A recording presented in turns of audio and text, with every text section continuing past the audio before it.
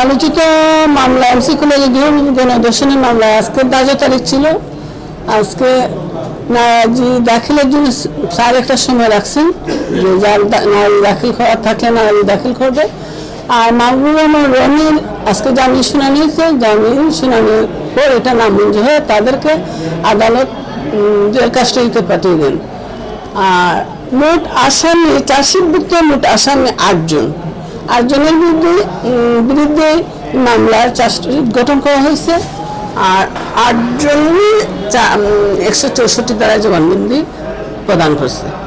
মামলাটা আমরা ট্রায়ালে মোটামুটি ভাবে সুন্দরভাবে সাক্ষী দিয়ে উপস্থাপনা করব। আদালত যা বিবেচনায় নেন তাই হবে।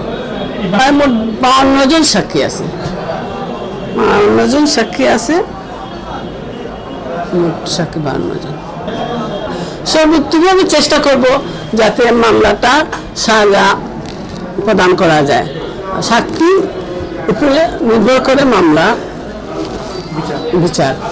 আর আমার মনে হয় সাক্ষীরা মোটামুটি ভালোই দিবে। আর কাগজপত্র ডকুমেন্টারি যা আছে তা তো আছে। আগামী 10 তারিখ রবিবার।